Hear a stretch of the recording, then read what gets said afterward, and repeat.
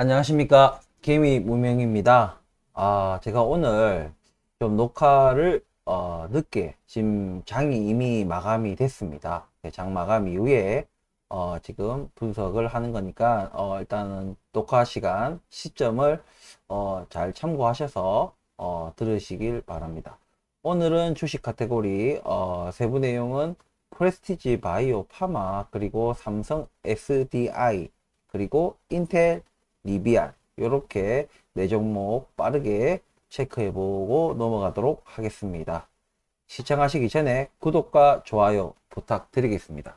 제가 일단은 그 말씀을 드리기 전에 지금 화면이 잠깐 이렇게 금방도 이렇게 막 뭐라 하죠? 화면이 막 이렇게 갈라지는 이런 게 나오는데, 지금 제가 모니터를 두 개를 쓰고 있는데 하나가 굉장히 오래된 모니터예요. 이게 뭔가 이렇게 수명이 다 됐는지 조금 이 책상을 이게 컴퓨터를 올려놓은 이 책상에 약간 조금 충격이 살짝 가면은 이게 뭐 그 충격에 따라서 이렇게 화면이 지지직 거리더라고요.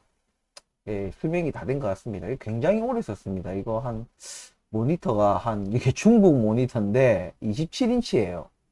예, 굉장히 이제는 좀 옛날 거다 보니까 좀 두껍고, 좀 화면에서 열도 좀 나고 하는 건데, 한 20년인가, 한 15년, 한 15년에서 한 20년 사이는 사용한 것 같아요. 한 번은 버릴 뻔 하다가, 한 번은 버릴 뻔 했는데, 제가 최근에 올해 초에 제가 이사를 했잖아요. 이사를 하다가 저희 딸이 모니터를 툭 쳐가지고 떨어져서 깨졌어요. 새로 산 모니터가 깨지는 바람에 다시 임시방편으로 옛날 모니터를 다시 창고에서 꺼내가지고 했는데, 물론 그 모니터를 새로 샀는데 그냥 듀얼로 쓰고 있어요, 그냥.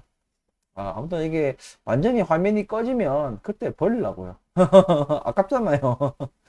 어쨌든 좀 그런 부분들이 있으니까 녹화 중에 좀 화면이 살짝 이렇게 지직거리는 부분이 만약에 나온다면 좀 이런 부분 참고하셔서 시청해 주시기를 바란다는 말씀 드립니다.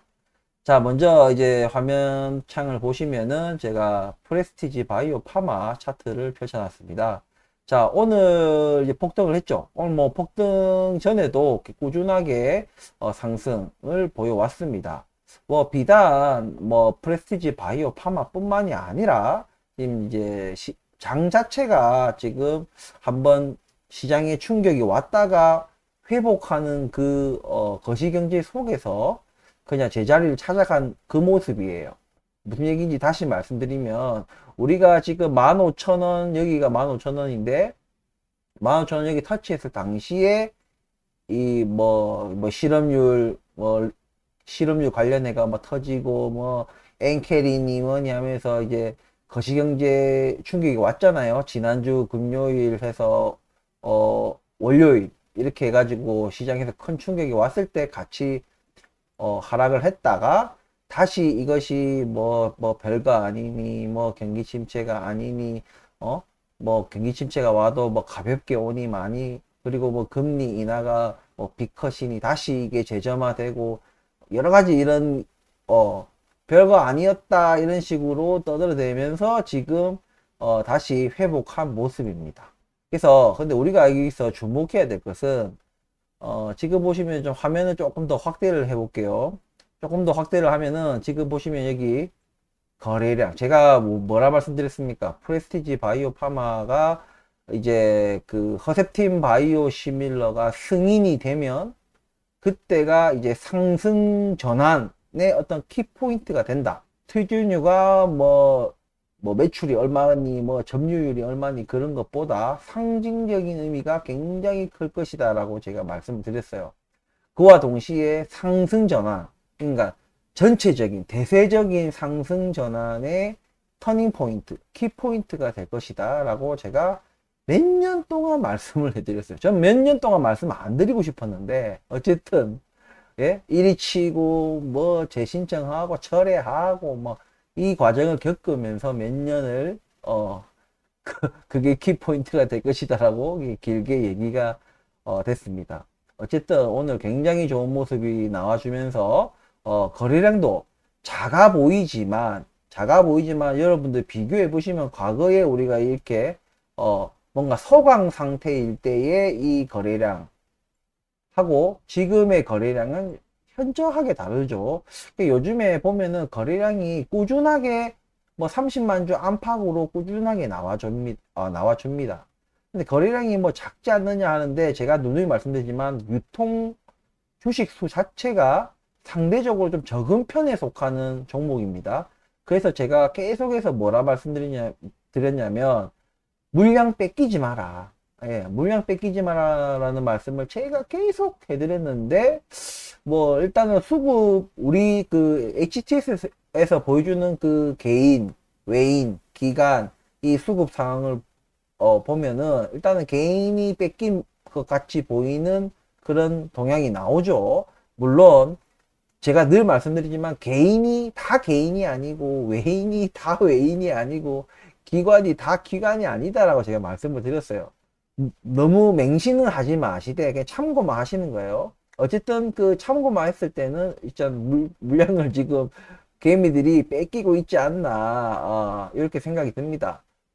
어쨌든 제가 지난 주식 방송 시간에 요 10,000원에서 우리가 방어 진지를 딱 구축해가지고 딱 10,000원에 오면 다다다다다다 총알을 갈게 된다. 제가 이 말씀을 드렸는데 제가 보니까 1350원까지 딱 급락하고 다시 바로 순간적으로 다시 반등하는 요 모습이 나왔는데 요 뒤로는 추가 하락은 없었다. 예, 10,000원은 터치하지 않았다. 제가 이날 10,000원에 걸어 놨었거든요. 예, 매수를 딱 10,000원에 걸어 놨었는데 터치하진 않았다. 뭐 지나고 나니 조금 아쉽긴 한데 그래도 아쉽다고 추격 매수하면 안 돼요. 제가 늘 말씀드리지만 분석이 정확하게 우리가 10원짜리 하나까지 정확하게 맞출 수가 없습니다. 그러니까 제가 10,000원이라 했지만 뭐 좀 하방 압력이 좀 세면은 뭐 9,800원, 9,700원 떨어질 수도 있는 것이고 또 못 미칠 수도 있는 것이고 그걸 정확하게 뭐 할 수는 없지만 어쨌든 이것이 어느 날에는 딱 진짜 맞아 떨어질 때도 있고 내가 걸어 놓은 그 가격에서 매수 체결이 되고 더 떨어질 때도 있고 뭐 그래요. 예. 정확하게 맞출 수는 없지만 어쨌든 우리는 분석한 대로 가야 된다. 그걸 자기가 믿어야 돼요. 자기 분석을 믿어야 됩니다. 안 믿을 거면 분석 뭐 하려고 합니까? 그죠?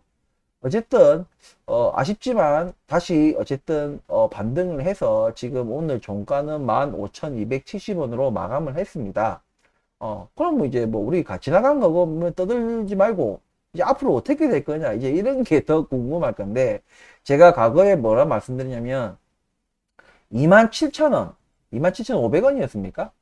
예, 요 차트를 다시 조금 더 길게 늘려보면 조금 더 늘리겠습니다. 자, 이게 보시면은 여기가 이제 금방 여기 15,000원이었거든요. 여기 20,000원, 여기 27,500원인데 제가 이 27,500원까지는 중단기 아니면 중기 혹은 중장기의 초반, 그러니까 너무 장기 쪽은 아니고 중기를 살짝 넘어가는 그 정도 안에는 27,500원에 도달할 것이다 라고 말씀을 드렸어요. 예, 무난하게 갈 것이다. 근데 이제 여기 보면은 20,000원 선이 이제 저항선이죠. 이제 올라갈 때는 이제 저항선인데 15,000원, 오늘 15,000원 위로 일단 올라서는 모습을 보여줬습니다. 예, 근데 이제 제가 과거에도 말씀을 드렸지만 이렇게 저항선을 뚫고 올라서고 나면은 일단 유지해 줄 수가 있는지가 중요해요. 첫날 올랐다고 바로 그 이상으로 올라갈 것이다. 이만대로 올라갈 것이다. 이렇게 보면 안 되는데 일단 유지해 주는 그 힘이 중요합니다.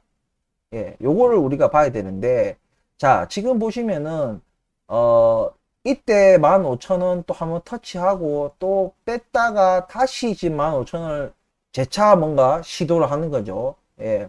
그런데 이번에는 보시면은 딱 다르죠. 지금 여기랑 여기 과거에 15,000원 후빌 때랑 지금 이번에 딱 후빌 때랑 장대 양봉이 딱 나와주면서 15,000원 위로 윗꼬리가 살짝 달렸지만 일단은 그림이 다르지 않습니까? 그리고 두 번째예요. 두 번째란 말은 뭐냐? 한번 이렇게 뭐 외부적 요인이라 하더라도 어쨌든 이 과정에서 한번 털어낸 거예요. 어쨌든 이거는 작전이 아니에요. 누군가가 뭐 이렇게 제가 이 종목에는 작전 세력이 없다라고 제가 계속 얘기했어요. 우리가 말하는 이 종목에서의 세력은요, 합법적인 세력이에요. 그러니까 뭐 주가를 인위적으로 조작하고 막 재료에 맞춰가지고 막 주가 띄었다가 막 개미 떨궈냈다가 이런 조작 세력이 아니라 합법적인 그냥 세력, 그냥 이 종목이 잘 되겠다 하고 집중적으로 매수하는 그런 것들이에요. 우리가 단순하게 아까 말씀드렸던 개인, 기관, 뭐 외인의 그 수급 동향을 보고 뭐 그러니까 순진하게 그냥 오늘 뭐 개인이 다 팔렸네 뭐 이렇게 생각하시면 안 됩니다. 그냥 그거는 참고 사항일 뿐이고 뭐 외인이 샀다 해서 와 외인 많이 들었다 이렇게 생각하시면 안 돼요. 단순하게. 예, 절대 그렇게만 생각하시면 안 됩니다. 어쨌든 요때 한번 털어낸 거 이거는 왜 차트는요 이렇게 뭔가 조작이 아닌 이렇게 갈 때는요 차트에서 많은 것을 우리가 알 수 있습니다. 그러니까 이렇게 털어냈다는 요점 그리고 과거 15,000원대 이때랑 지금 이때랑은 이제 그림이 양대 이제 장대 양봉으로 그림이 다르다는 거. 예. 그리고 지금 거시경제도 어쨌든 초단기적으로는 지금 분위기를 조금 탔어요. 그러니까 탔는데 제가 늘 말씀드리지만 어쨌든 간에 우리는 이 종목을 추매를 안 할 거예요. 왜? 제가 뭐라 했습니까? 주가가 튀고 오를 때는 사는 거 아니라고. 그러면 수급이 꼬인다고 제가 계속 말씀드렸어요. 우리는 이미 오랜 시간 동안 여기서 뭐 주구장창 샀기 때문에 지금 주식 내가 지금 보유한 주식이 적다 이러신 분들은 일단은 저와 비슷하게 투자를 하셨다면 내가 지금 매수한 양이 부족하다라고 생각하지 않으실 거예요. 이 부분에 대해서 아셔야 됩니다. 이제 뭐 들어오실 분들, 그런 분들은 제가 잘 모르겠어요. 왜냐면 그분들이 뭐 초단타인지, 뭐 스윙인지 뭐 제가 알 수가 없기 때문에 저는 어디까지나 장기적인 관점에서 바라보는 거다. 그리고 매도 시점에 대한 얘기는요, 지금 제가 이제, 이제 상승 전환해가지고 뭐 터닝 포인트를 했는데, 아니, 유턴하자마자 팔아버리면 어떡해요. 예? 하면 이때 판 사람들은 누구겠어요? 예, 최근에 들어오신 분들, 예, 최근에 들어오신 분들, 손실이 나도 크게 안 나고, 뭐, 하여튼 최근에 들어오신 분들, 이때 약간 좀 공포감이 꽤 높았기 때문에, 뭐, 무서워서 팔았거나, 아니면, 뭐, 아직 손실이 그렇게 많이 안 났을 때 빨리 일단 보고 좀 관망하자. 뭐, 이런 여러 가지 일들이 있었겠죠. 그런 분들이에요. 그러니까 내가 장기 투자하시는 분들은, 이렇게 골이 깊을 때 이거를 기회로 봐야 된다. 예. 왜냐면 이 종목 자체가 문제가 없기 때문에 이렇게 박앤세일 할 때는 내가 기회를 보고 1차 방어 라인, 2차 방어 라인을 구축하면서 그 방어 라인까지 오면은 딱 집중 매수 해야 된다. 제가 말씀을 드렸거든요. 어쨌든 지금 급락했다가 다시 제자리 왔고 이 과정 속에서 어쨌든 허약 개미들, 뭐 단타들, 뭐 이런 개미들 다 털어내고 이 사람들이 다시 들어왔다 한들 자기들이 팔았던 가격보다는 좀 더 높은 가격에 들어왔을 거예요. 다시 들어온다 하더라도. 예. 그러면 우리가 이런 거예요. 저점이 높아진다. 이런 겁니다. 다시 말하면. 예, 이런 부분들이 추가적인 상승 압력을 높일 수가 있는 또 약간 밑거름이 되는 거예요. 그래서 종합적으로 말씀을 드리면은 지금 거래량이 꾸준하게 지금 일어나주고 있다. 거래량이 꾸준하게 일어나주고 있고 2차적인 과거와 다른 2차 그리고 그 1차에서 2차로 넘어올 때 이 중간에 급락을 한번 겪으면서 허약 개미들이나 심신미약 개미들 다 떨어냈다. 뭐 다는 아니더라도 어쨌든 뭐 뭔가 안 좋은 것들은 뭐 하나라도 더 떨어내는 게 우리 남아있는 자들에게는 이득이기 때문에 어쨌든 그런 과정을 겪었기 때문에 다르고 이 2차 때는 1차 때와 다르게 장대 양봉으로서 강력하게 15,000원 선을 뚫어줬다. 요게 다음으로 가는 제가 27,500원을 얘기했지만, 최종적으로 일단은, 아까 말씀드린 것처럼 중단기적으로는 27,500원을 말씀드렸지만, 그래도 앞에 2만원이 먼저 있기 때문에 2만원부터 우리가 공략을 해야 되겠죠. 그러니까 2만원으로 가는 어떤 그런 것에 좀 더 가벼운 몸 상태가 됐다. 뭐, 이렇게 생각하시면 됩니다. 그러니까 좀 더 쉽게 2만원 간다. 뭐만 없다면, 거시적 경제의 충격이겠죠. 예. 그러니까 회사 자체는 문제가 없기 때문에, 거시경제의 파고가 들이닥치지만 않으면, 무난하게 2만원 갈 것이고, 또, 등락을 거듭하면서, 중단기적으로는 일단은 17,500원까지는 저는 갈 거라고 생각을 합니다. 그렇기 때문에 그 이유는 그때 돼서 분석하면 돼요. 예, 굳이 지금부터 뭐 벌써 27,500원은 언제 될 거고, 그 다음은 언제 될 거고, 이걸 얘기할 필요 없다. 아마 27,500원 이후에는 어디가 되겠어요, 여러분들?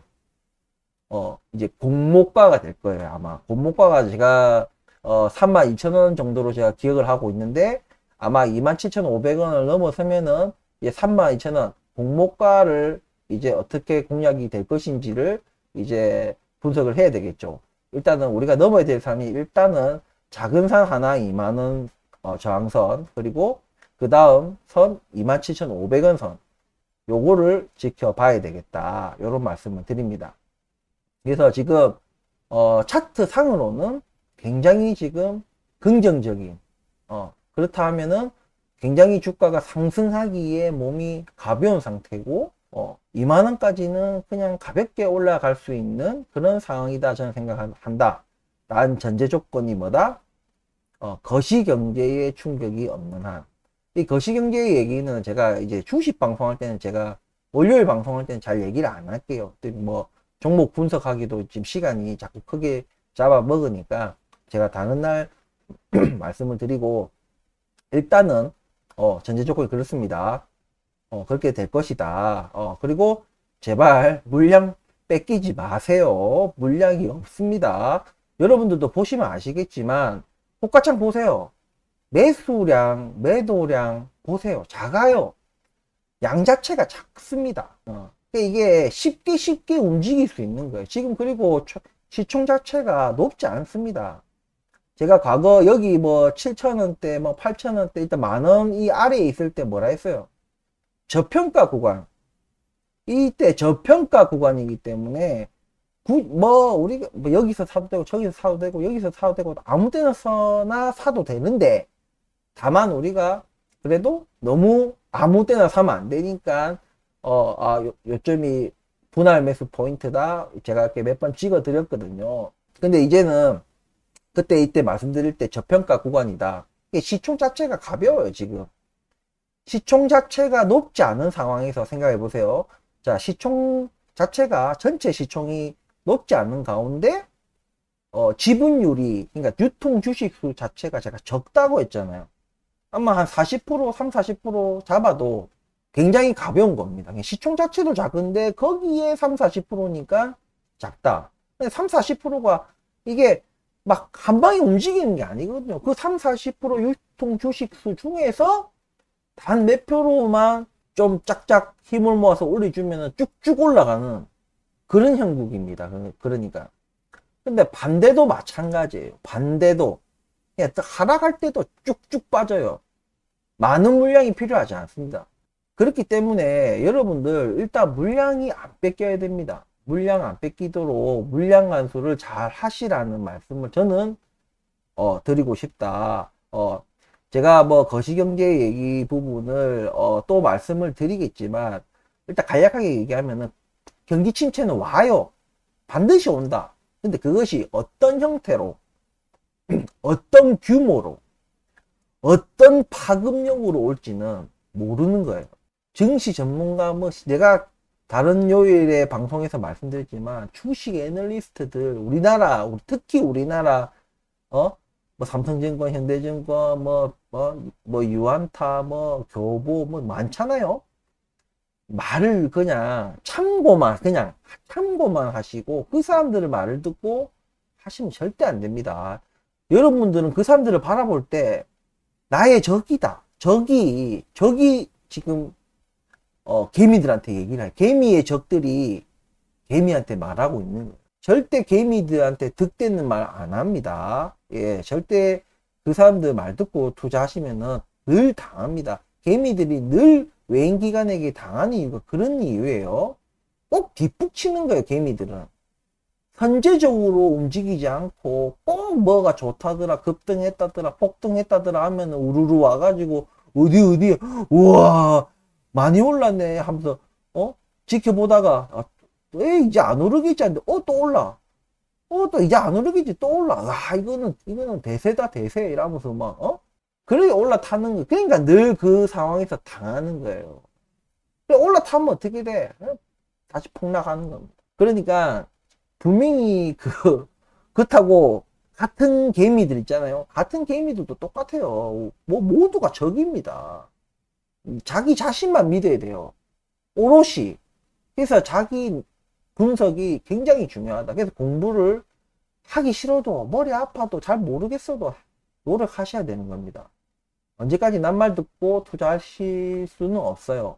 지금 어쨌든 이런 저평가 구간이고 이 자체가 주가 자체가 지금 가볍고 유통 주식수도 없고 아까 여기 설명했던 뭐 장대 양봉 뭐 한번 또 중간에 한번 털어내고 뭐 요런 과정들이 있었기 때문에 2만원까지 무난하게 갈 것이고 2만원 뚫어낼 때 또 어떤 모습으로 뚫어내고 거래량이 어떻게 되고 수급 상황이 어떻게 되고 재료를 깔았는지 안 깔았는지 여러 가지, 그리고 거시경제 환경도 중요하죠.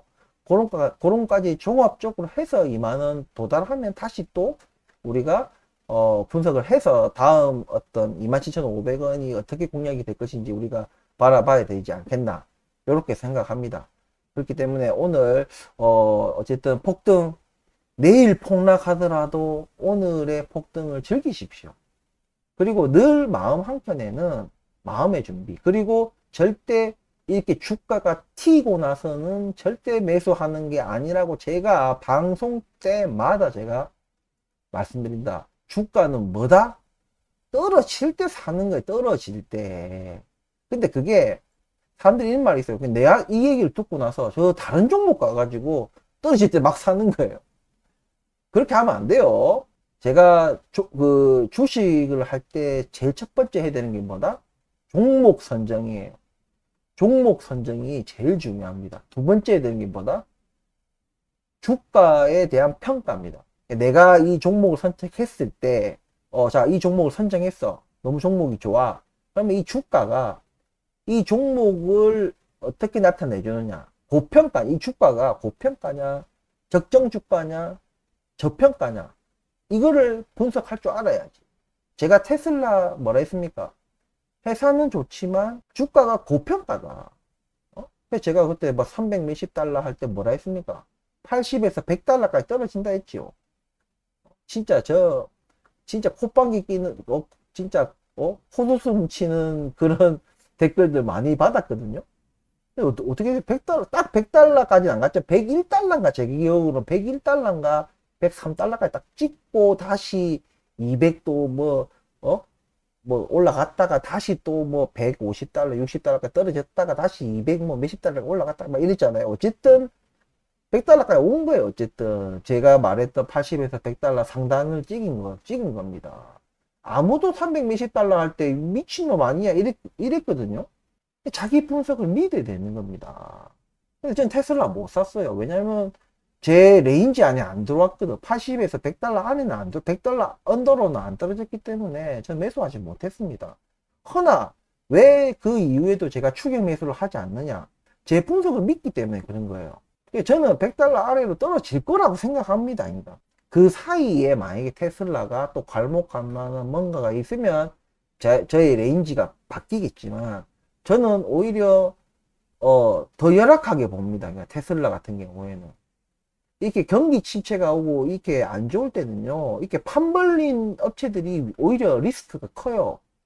잘 될 때는 얘들이 훨씬 더 좋은데 안 될 때는 굉장히 위험합니다. 그렇기 때문에 그래서 제가 테슬라 회사 자체는 종목 자체는 좋은데 주가가 마음에 들지 않는다. 이러면 사면 안 되는 겁니다. 그런 것처럼 이게 프레스티지 바이오 파마도 뭐 떨어진다고 무조건 사재 끼면 안 된다. 이거 아니 그러니까 프레스티지 바이오 파마가 아니라 주가가 떨어진다고 아무 종목이나 막 사면 안 된다 이거죠. 그러니까 종목 자체가 좋은 상황에서 주가가 떨어질 때 사는 거다 이겁니다.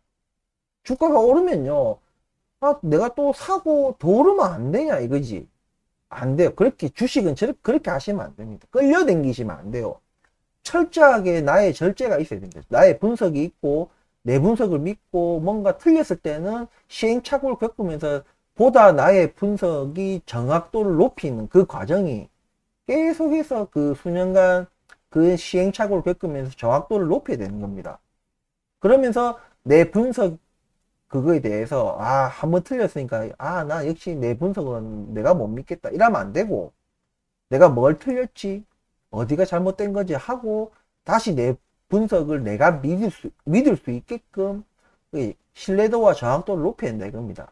그러니까 그렇게 해서 나의 절제와 작전 속에 나는 끌려다니면서 분위기 휩싸여서 투자를 하는 것이 아니라 내가 딱 분석한 대로 내가 예측한 대로 지금 현상을 보고 투자하는 것이 아니라 미래에 가까운 미래, 조금 더 먼 미래, 아주 먼 미래까지 예측을 하면서 내가 분석에 맞춰 가지고 분할 매수하고, 분할 매수할 때도 그 매수량도 스스로 조절을 하고 많이 살 때도 있고 적게 살 때도 있고 그렇게 해 나가야 된다는 얘기입니다.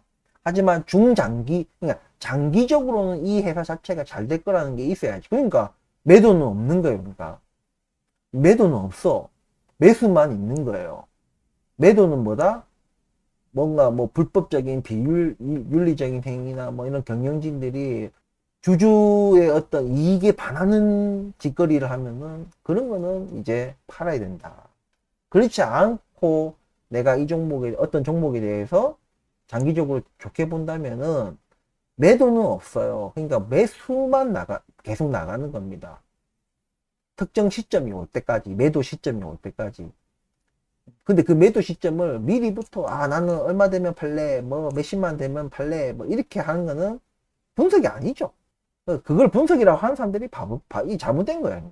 어쨌든 간에 얘기 잠깐 했지만은 어쨌든 주식은 떨어질 때 사는 거예요. 튀고 나서는 사는 거 아닙니다. 거기서 더 튀어도 사는 거 아니에요. 주식은 튈 때 사는 거 아닙니다. 오를 때 사는 거 아니에요. 아무튼 지금은 당연히 이제 주가가 튀었기 때문에 이 추세 상황에서는 사는 거 아닙니다. 다시 뭔가 조정을 받고 뭔가 숨고르기를 하고, 그리고 숨고르기를 왜 하는지, 조정을 왜 하는지 그런 것들을 알고 우리가 무슨 매수를 해야지. 떨어지기만 떨어진다고 무조건 또 사재끼면 안 되겠죠. 사더라도 적정한 우리 그 분할 매수 포인트를 잡고 사야지 막무가내로 사면 안 된다. 이런 말씀을 드립니다. 아무튼 프레스티지 바이오 파마 좀 메인 종목이다 보니까 조금 말이 길어졌지만 어쨌든 계속 물량 뺏기지 마시고 보유하시고, 그렇다고 또 추가 매수를, 그러니까 추격 매수를 좀 저는 안 하셨으면 하겠다. 본인이 하겠다면 뭐 내가 말릴 수 있나. 자기가 신나가지고 하겠다는데, 돈 많아가지고 하겠다는데 어쩔 수가 없어. 어쨌든 자기가 그 어느 정도 리스크를 안고, 근데 잘 될 수도 있잖아. 뭐 주식이 뭐 쉬지도 않고 막 올라갈 수도 있는 거니까. 근데 그거는 저의 투자법이 아니기 때문에 장기 투자는 저로서는 좀 추천하지 않지만, 어쨌든 좀 지양하고 싶지만 본인이 하겠다면 어쩔 수 없습니다. 아무튼 이렇게 해가지고 이번 한 주 한번 2만원, 일단은 2만원 한 번에 이번 주 안에 27,000원 때까지 바로 돌파할 수도 있겠지만 일단은 차근차근 해 나가 보도록 하고, 우리가 굉장히 오랫동안 우리가 힘들었고 고통받았고 진짜 인내를 했고 또 인내하고 견뎌내고 진짜 그렇게 해왔던 만큼 많이 먹어야 될 거 아닙니까? 근데 그 많이 먹는 거에 대해서 조바심을 내시면 안 됩니다. 나는 장기 투자를 했기 때문에 조바심을 내시면 안 돼요. 일을 그르칩니다. 그 조바심이 수급을 꼬이게 하고 매수 타이밍을 꼬이게 만들어요. 그냥 늘 마음은 여유롭게, 그리고 머리는 차갑게 해서 정말 수익을 극대화하는 그날이 올 때까지 우리 함께 하도록 합시다. 절대 제가 제 나름대로 절대 선장은 마지막에 내리겠습니다. 제가 먼저 도망치지 않겠습니다. 예, 나중에 이게 주식이 100만원이 되든 200만원이 되든 절대 뭐 여러분한테 아무 말도 없이 그냥 먼저 매도 던지 놓고 뭐 여러분도 파세요 이러진 않는다는 얘기입니다. 미리 언지를 줄 거예요. 미리 언지를 주고 저는 뭐 팔지 제가 오늘 팔겠습니다 뭐 이렇게는 말 안 하겠지만 미리 언지를 주고 제가 뭐 비중을 줄여 나가는 식으로 하든지 아니면 뭐 한 번에 치든지 그거는 뭐 나중 일이니까 그거는 뭐 아직 그렇게 가까운 미래는 아니니까 지금 우리가 걱정 매도 얘기할 시점이 아니에요. 왜 이제 터닝 포인트니까 알았죠? 예, 아무튼 물량 가서 잘 하세요. 물량 가서 잘 하시고 뺏기지 마시고 우리가 다음 주 월요일 방송할 때는 프레스티지 바이오 파마는 2만원대 고지 2만원 조금 넘든 27,000원이 가든 예, 하여튼 이자 앞자리 숫자 2자에서 우리가 다음 주 월요일 방송을 했으면 좋겠다 이런 말씀을 드리면서 오늘 프레스티지 바이오 파마 분석을 마치겠습니다. 자, 다음은 삼성 SDI입니다. 자, 삼성 SDI입니다. 자, 삼성 SDI 충격이 있었는데도 불구하고 굳건하게 예 버텨주는 역시 우량주다운 모습을 저는 보였다고 생각을 해요. 물론 한때 좀 낙폭이 앞자리가 입자가 그냥 30만원이 깨지는 이런 모습이 나와줬지만 제가 앞서 말씀드릴 때 우리가 1차 방어선을 25만 5천원 25만 5천원이었습니다. 맞죠? 25만 5천원에서 이 방어 진지를 딱 구축하고 우리가 기다리자 이랬는데 역시나 우량주는 우량주고 역시 총알이 넘쳐나고 자본이 넘쳐나고 현금이 넘쳐나는 기업이라 역시 다르고 그리고 제가 이 회사 또 삼성 SDI를 추천하는 이유 중에 하나가 또 포트폴리오가 사업의 어떤 포트폴리오가 이게 완전 그 전기차 배터리에만 몰빵이 되어 있지 않는 점 여러 가지 그런 것들이 사업의 안정성을 찾으면서 얘네들이 전고체 배터리 사업의 어떤 상업화, 보편화, 그리고 어떤 선도적인 역할을 할 것이다. 뭐 기술은 모르겠지만 어쨌든 얘네들이 뭔가 그 환경적인 요인, 지원, 총알 없어서 얘네들이 하는 건 없다. 지금 딴 데는 다들 버벅거리고 허헉대고 다른 이제 배터리 기업들은 막 그러고 있는데 얘네들은 지금도 굉장히 공격적으로 투자를 하고 있고 오히려 이럴 때일수록 얘네들은 더 선제적으로 투자를 해서 우리가 확고하게 앞질러 나가겠다. 엄청난 자본력으로 그죠? 이렇게 나가고 있는 기업이니까 삼성 SDI는 정말 저는 좋게 보고 있고 다만 제가 말씀드렸다시피 우량주기 때문에 큰 수익을 바라면 안 된다. 예, 막 몇 배, 뭐 이런 거를 몇 배가 될 수도 있겠지만 쉽사리 그거를 너무 낙관하지 마시고 우량주답게 일단은 수익률을 잡으시는 게 좋다.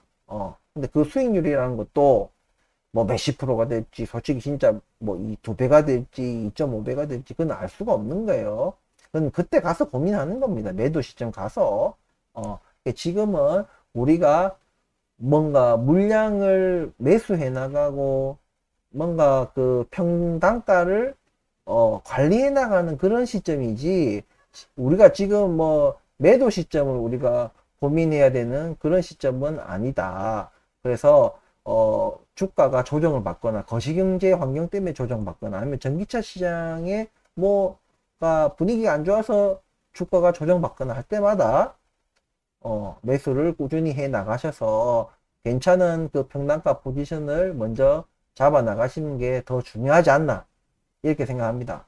앞서 제가 뭐 35만원 좀 아래에서 34만원인가 뭐 그때 샀는데 제가 그때도 30만원 초반대까지 떨어질 것 같은데 그냥 그게 워낙 우량주고 그런 거기 때문에 이것도 솔직히 이번에 거시경제 환경이 팍 불러지면서 이자까지 막 떨어졌던 거 29만원대까지 떨어지고 이런 거지 그거 아니었으면 아마 30만원대는 쉽지 않게 깨지기가 쉽지 않았을 겁니다. 어쨌든 그전만 해도 어쨌든 30 뭐 1만원 31만 원대까지는 제 예상대로 떨어졌는데, 어쨌든 그때는 뭐 거시경제 환경 자체가 조금 위축이 돼서 제가 조금 31만 원, 30만 원 초반대는 제가 매수 안 했어요. 지금도 뭐 오늘 종가도 31만 9,500원인데 뭐 아직은 좀 매수를 안 하고 있습니다. 지금은 조금 현금 비중을 가지고 좀 더 신중하고 좀 보수적이게, 저는 왜냐면 또 경기 침체가 내년에 반드시 올 것이고 어떤 규모로 어떻게 어떤 충격으로 어떤 파워로 어떤 파급력으로 이 경기 침체가 올지 조금 두렵기 때문에 저는 조금 이 종목의 다른 종목에 대해서는 조금 보수적이다. 하지만 제가 지금 선택한 종목들은 그런 경기 침체를 겪어도 절대 회사가 잡아지거나 없어질 회사들은 아니기 때문에 조정이 오면은 무조건 매수하겠다는 생각을 가지고 지금 종목들을 보고 있는 그런 종목들이기 때문에 여러분들한테 제가 어쨌든 좀 매수를 뭐 하라기보다는 관심을 가지고 보시다가 뭐 괜찮으시면 저와 같이 투자를 하시면 좋겠다. 저는 34만 원에 진입을 했으니까 지금 저보다도 낮은 가격으로 시작하시니까 좋은 거 아니겠습니까?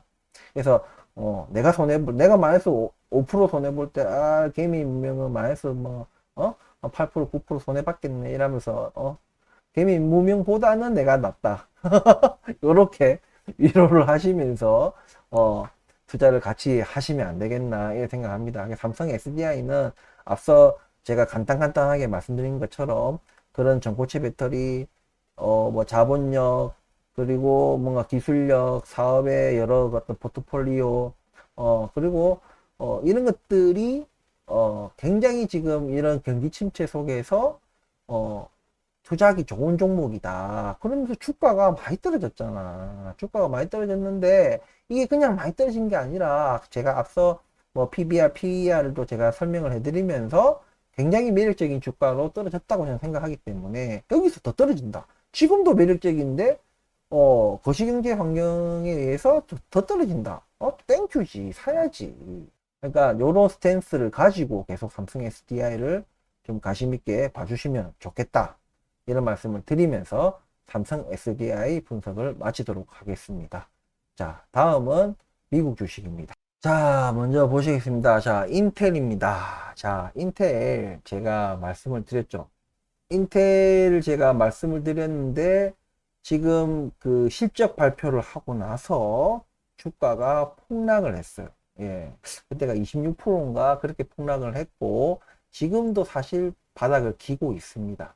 그래서 제가 그때 말씀드릴 때 제 분석에 의하면 16달러에서 17달러 정도 오면은 조금 매수해 볼 만한 가치가 있는 주가가 아닌가라고 제가 일단은 말씀을 드렸는데 아직 이 구간까지는 안 왔어요.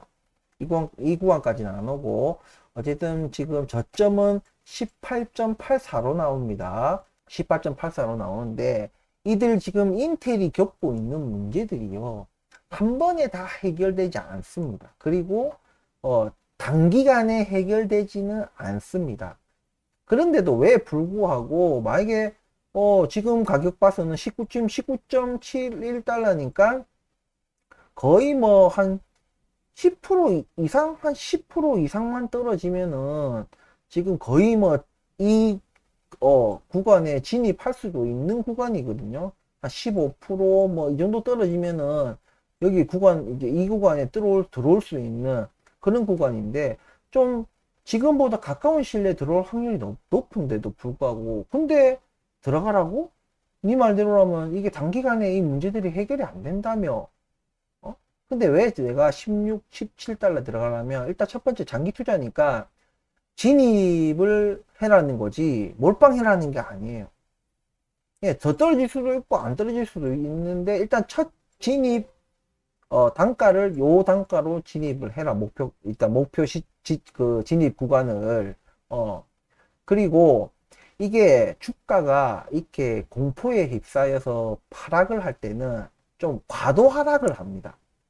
그러니까 원래는 한 지금 뭐 19달러 뭐 20달러 안팎에서 멈춰야 되는데 뭔가 재무 구조나 뭐 현금이나 뭐 여러 가지 일을 따져봤을 때 20달러 안팎에서 멈춰야 되는데, 이게 하락할 땐 상승할 때도 이제 좀 과대 이제 상승을 하듯이 하락할 때도 적정보다도 좀 과도 하락을 하는 경우가 많거든요. 특히 이렇게 폭락하고 이러면은 공포에 휩싸이니까, 그런 것까지 감안해서 제가 16, 17달러까지 말씀을 드린 거예요. 그 말인즉슨 이 16, 17달러 구간을 금세 벗어나서 대충 뭐 19달러, 18달러, 20달러 이 정도로 금방 회복이 될 수도 있다는 얘기입니다.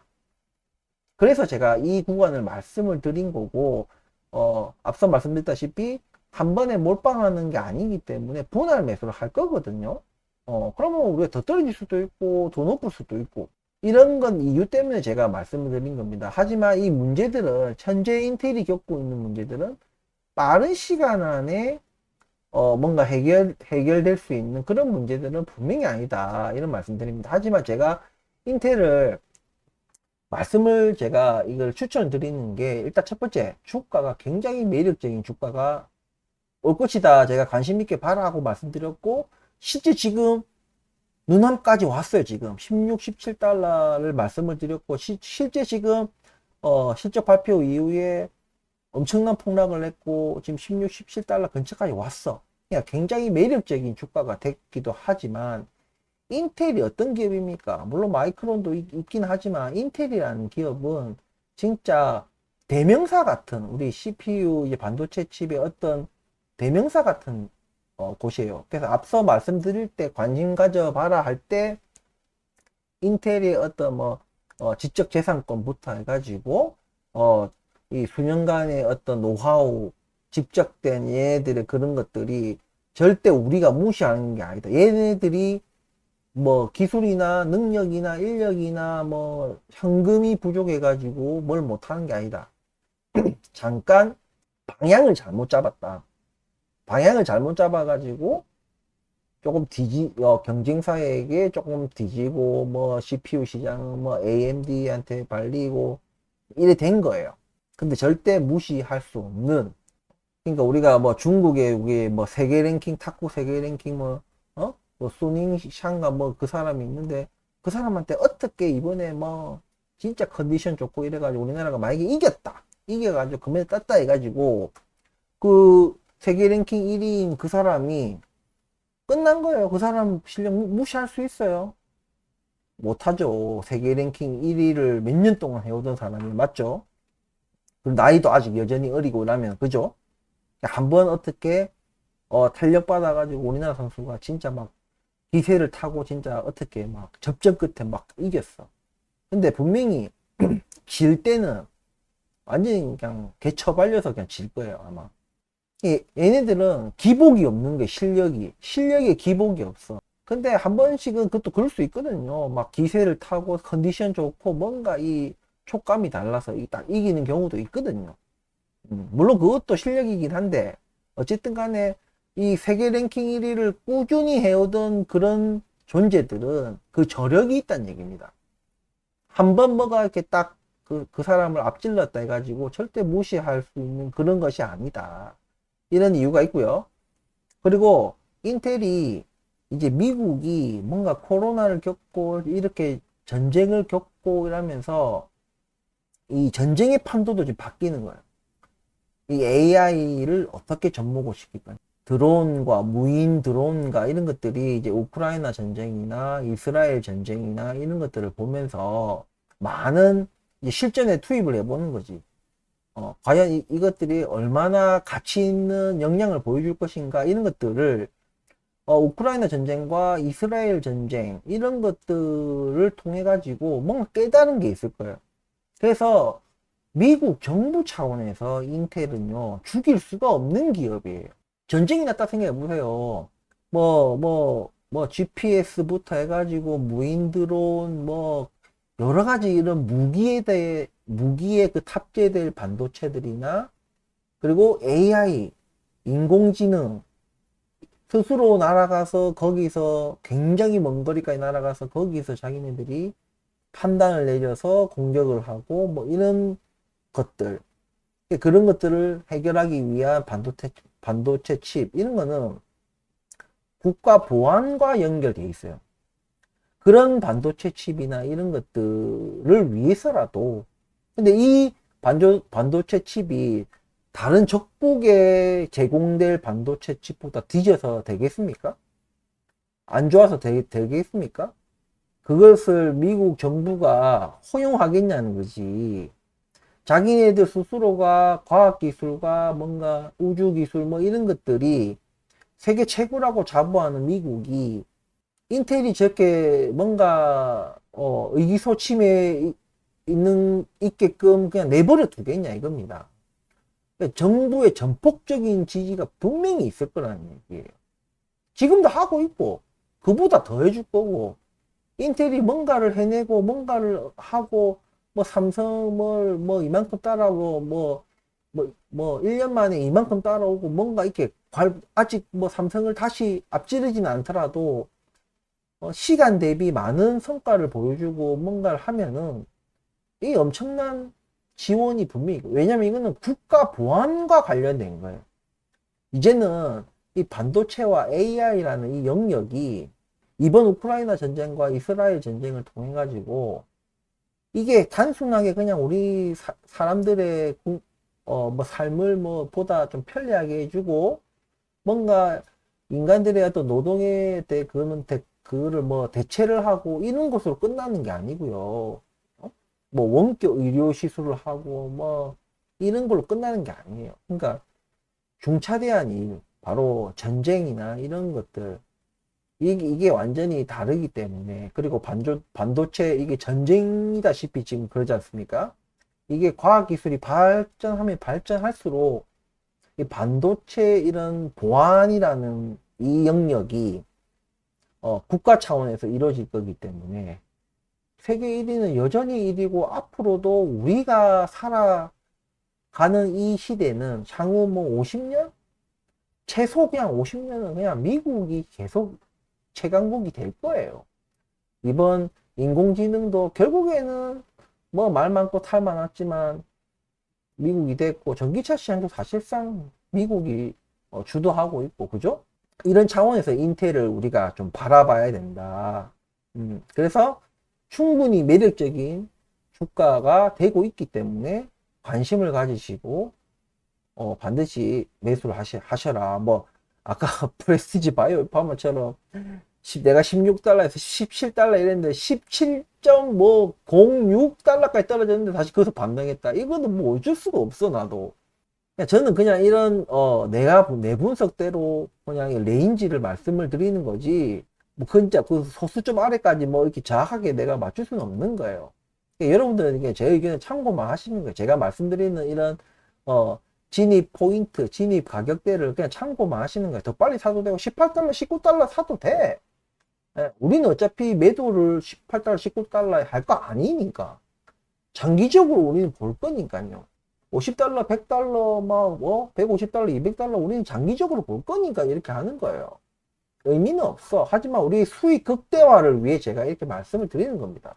아무튼, 이런 관점에서 인텔을 좀 바라보시면은 조금 인텔이 다르게 보이실 거예요. 지금 뭐, CPU AMD에 발리고, 메모리 반도체가 삼성한테 파운드리는 삼성한테 발리고, TSM 발 것도 못 쫓아가고 있고, 이런 얘기들은, 할 필요가 없습니다. 아시겠죠? 이런 부분을 참고하셔서, 인텔을 바라보시면 좋을 것 같다. 저는 이런 생각을 드리면서, 인텔 분석을 마치도록 하겠습니다. 다음은 리비안입니다.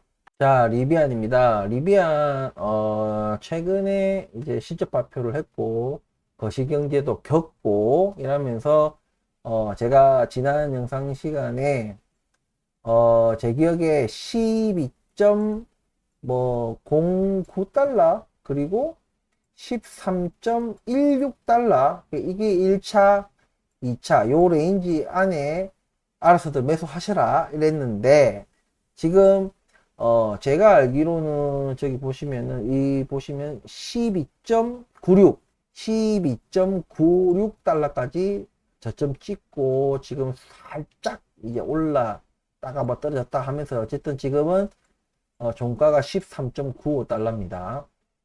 어쨌든 요 레인지까지 왔어요. 한번 요 안에 찍고 바로 나갔지. 예. 12.96까지 떨어졌다가 저 최저점이죠. 최근 최저점입니다.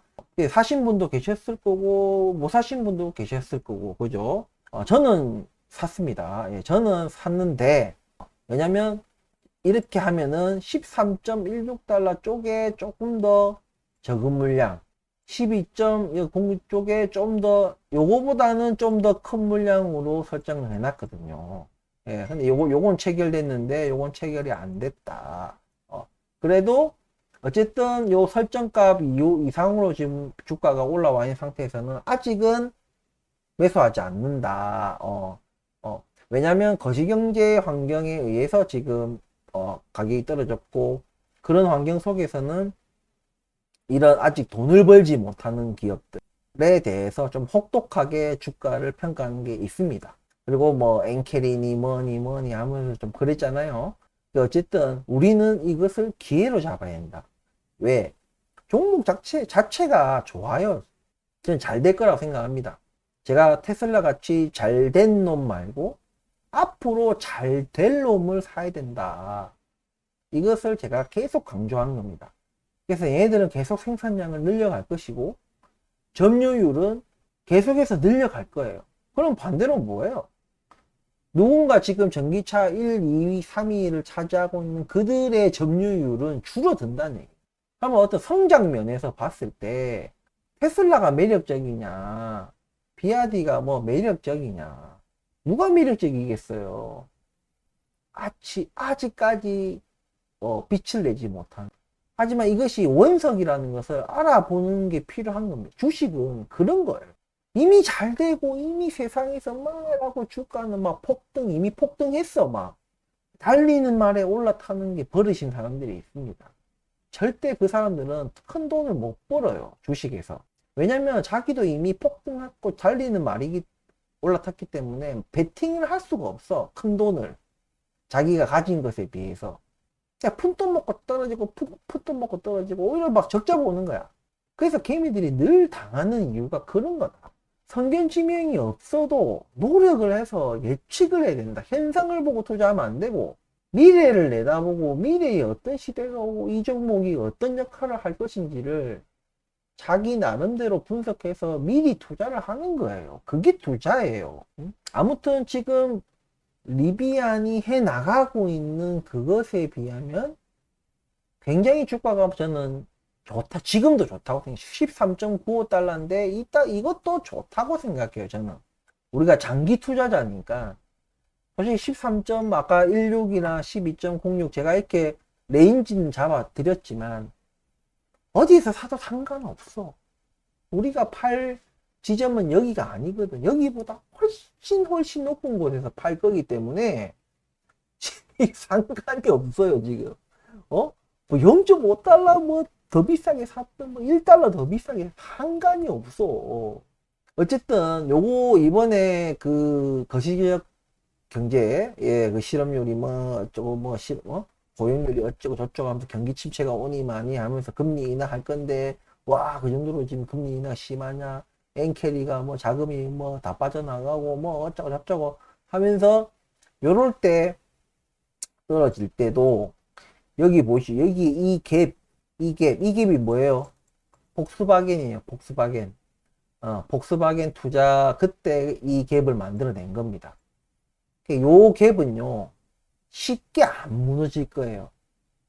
왜냐 폭스바겐이 이제 세계 지금 2위로 제가 알고 있어요. 2위 1위가 뭐 토요타 2위 폭스바겐 3위가 이번에 뭐 현대차가 뭐 바짝 폭스바겐 쫓아왔다는데 어쨌든 폭스바겐 그룹이 그 정도입니다. 그런 기업이 지금 같이 하고 있기 때문에 그게 만들어낸 이 갭이기 때문에 이 갭은 안 무너질 거예요. 만약에 무너지면 무조건 사야지. 이것이 무너지는 자리가 바로 아까 말씀드린 12.09, 13.16 요 레인지였던 거예요. 잠깐 무너지자 바로 반등하잖아. 튕기 나오듯이 탁 튕기 나오잖아. 다시 만약에 온다. 사야 돼. 여러분들.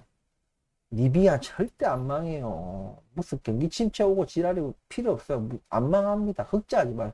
다른 뭐 루시드, 니콜라, 뭐 스텔란티스 뭐 다 필요 없어요. 안 망합니다.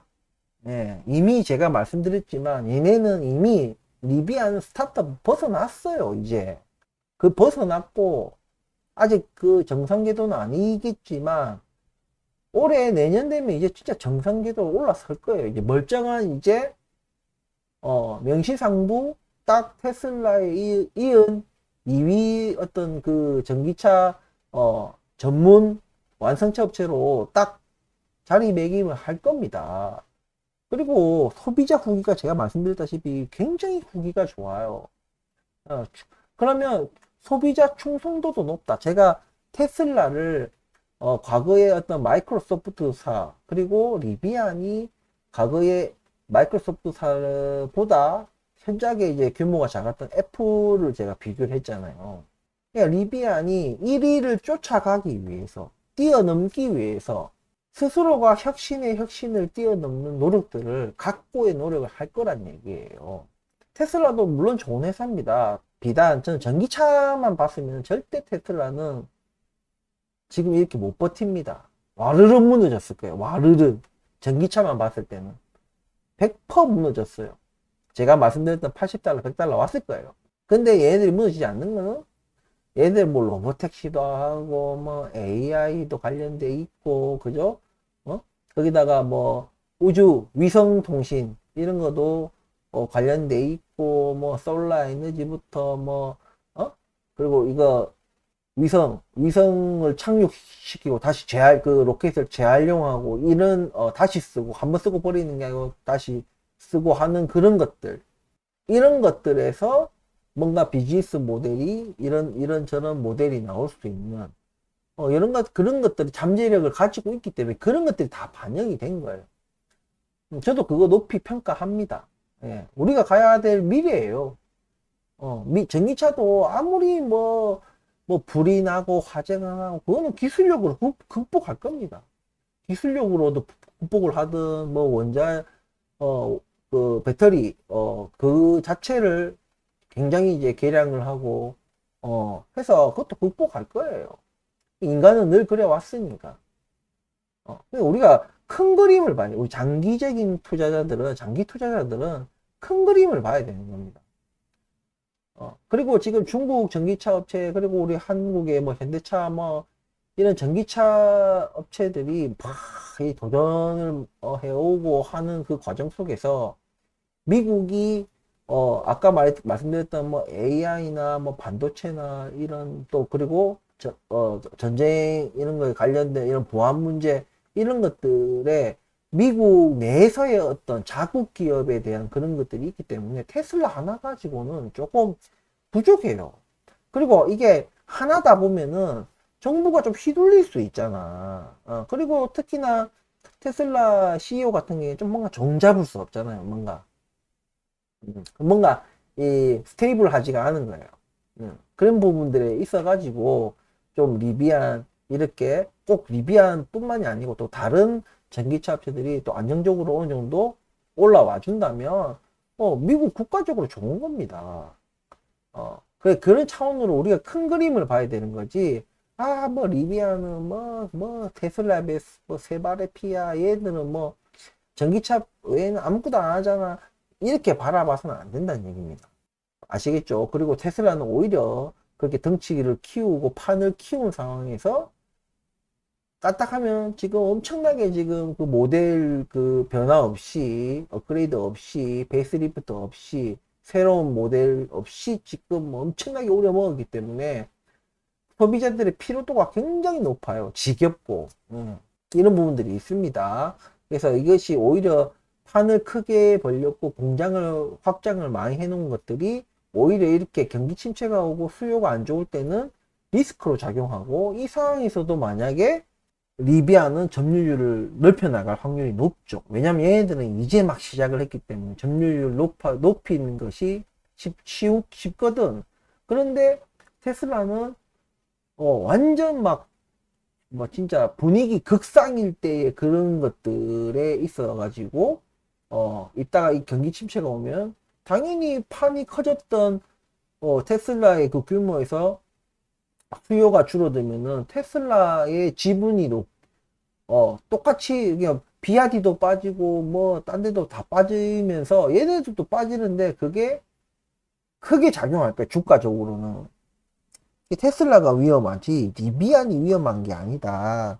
여전히 뭐 리비안이 그는 현금 창출 그런 부분에서 안정적이지 않아요. 당연히 뭐 보유하고 있는 현금이 여전히 뭐 그래도 한 3분기 뭐 그 정도 3, 4분기 버틸 그런 정도도 있고 이번에 폭스바겐과의 투자 그리고 정부 지원 보조금도 받고 예, 이런 것들이 있고 꾸준하게 지금 그 실적들도 개선해 나가고 있습니다. 그렇기 때문에 굉장히 그러니까 먹을 게 오히려 훨씬 많은 종목이에요. 리비안이 테슬라보다. 그래서 어쨌든 요렇게 지금 요 갭 부분에 있어 가지고는 묻지도 따지지도 말고 적극적으로 매수를 해야 된다. 경기 침체가 오고 뭐 주가 충격이 오면은 놀라지 말고 와우 하면서 그냥 진짜 이 웬 제스냐 이러면 사야 되는 거예요. 그렇게 바라봐야 된다. 그렇게 말씀을 드리면서 오늘 리비안 분석도 마치도록 하겠습니다. 오늘 좀 설명이 좀 프레스티지 바이오 파마에서 많이 좀 얘기를 하다 보니까 좀 길어졌는데 어쨌든 끝까지 시청해 주셔서 감사하고 어쨌든 프레스티지 바이오 파마 오늘 폭등 다시 한번 주주분들 축하드린다는 말씀 드리면서 네 다음 주 볼 때는 2만원대에서 봤으면 좋겠다 하면 말씀드리고 나머지 이제 삼성 SDI나 인텔 리비아는 아직은 괄목할 만한 그런 것들이 없지만 분명히 장기적인 투자 관점에서는 굉장히 감히 제가 입 밖으로 내기가 힘들 정도의 높은 곳에 도달할 것이라는데 저는 크게 믿고 있습니다. 아무튼 지금은 우리가 당장에 뭐 거기까지 가겠다 이건 아니겠지만 우리가 당장 뭐 나중에 제가 거시경제 환경에 대한 얘기를 하겠지만 우리가 뭐 1년, 2년 뭐 이렇게 살고 투자하고 할 거 아니기 때문에 그만큼 시간을 많이 투자한 만큼 많은 소득을 올려줄 수 있는 종목들이라고 생각을 합니다. 관심 있게 삼성 SDI와 인텔, 리비안도 제가 오늘 분석해 드린 것처럼 원래는 관심이 없던 분들도 관심을 한번 가지고 종목들을 좀 봐주셨으면 좋겠다 이런 말씀 드리면서 다시 한번 영상 시청해 주셔서 감사하고 모두 화이팅이고 다음 주 월요일 주식은 다음 주 월요일 날 뵙고 저 다른 이제 핫 이슈 그리고 사는 이야기 카테고리로 또 수요일 금요일 날 또 영상으로 찾아뵙도록 하겠습니다. 감사합니다.